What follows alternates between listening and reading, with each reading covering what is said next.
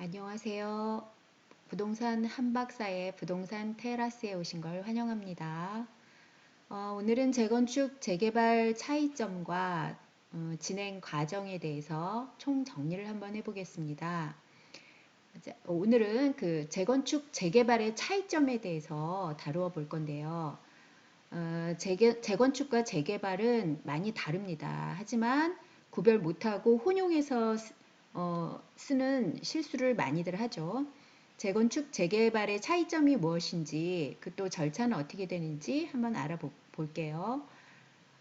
재건축은 기반 시설은 그대로 두고 낡은 주택만 부수고 새로 짓는 것입니다.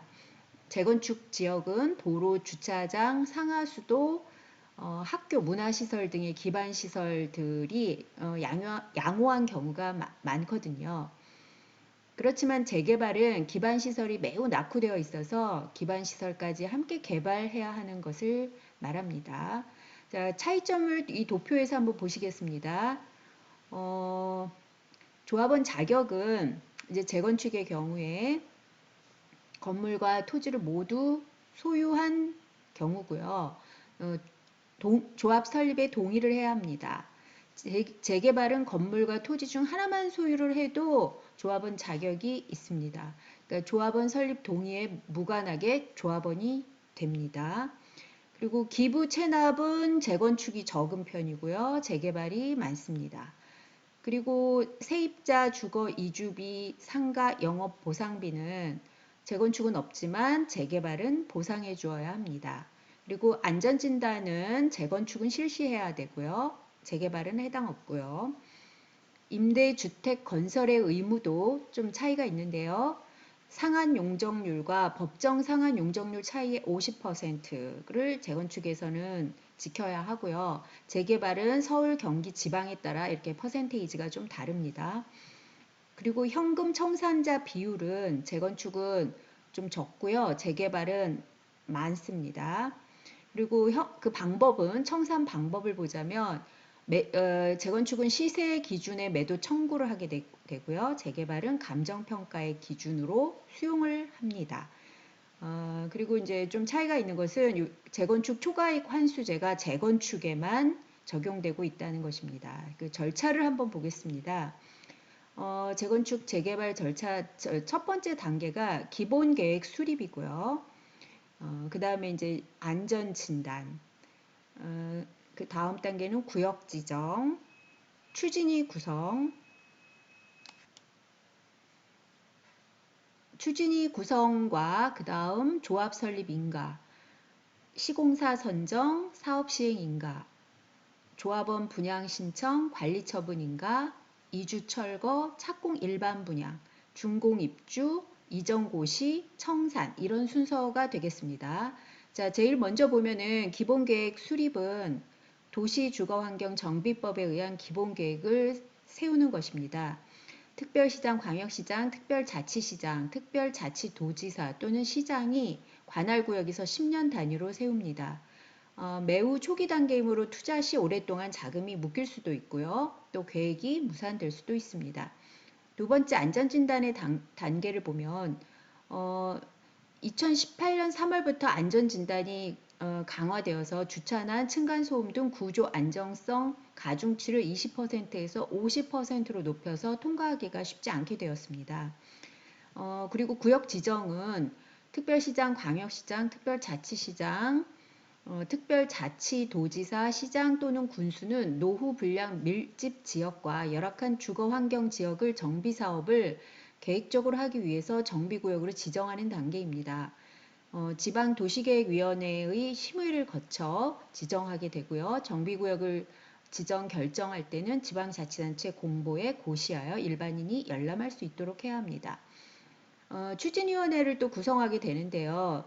조합 설립을 준비하게 되는 추집위원을 설립합니다. 토지 등 소유자의 2분의 1 동의를 얻어서 구성을 하게 되고 시장 군수의 승인을 받아야 합니다. 조합 설립 인가를 보면 추진위원회가 시장 군수에게 조합 설립 인가를 받는 단계입니다. 재건축 재개발은 각각 동의 조건이 다르고요.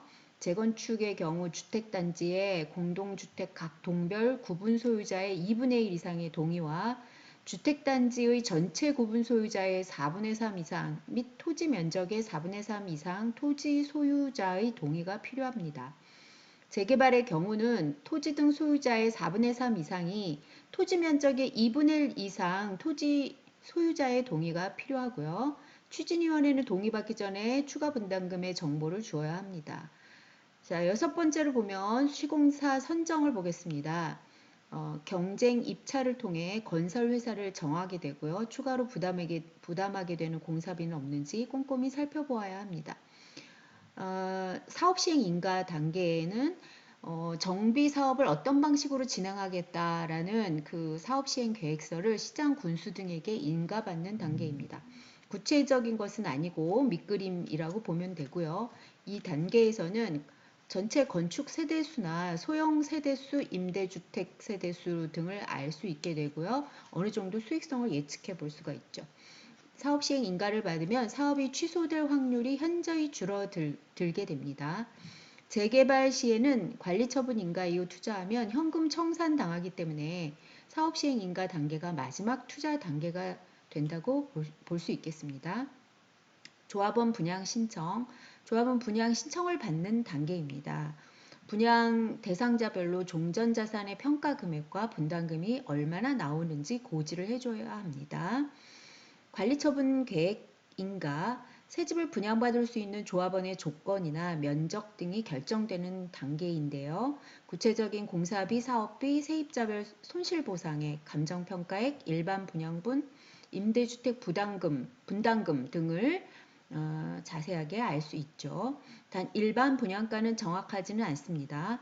변동이 있을 수 있고요. 미분양이 나기도 하니까요. 이주 철거를 보면 거주민이 이사를 하고 건물을 드디어 철거하게 되죠. 그러면 이제 마지막 착공을 하게 됩니다. 공사를 시작하는 거죠. 그리고 조합원 분양 후에 남은 물량은 일반 분양을 하게 되고요. 일반 분양 가격이 정확하게 나오게 됩니다. 이제 드디어 준공을 하게 됩니다.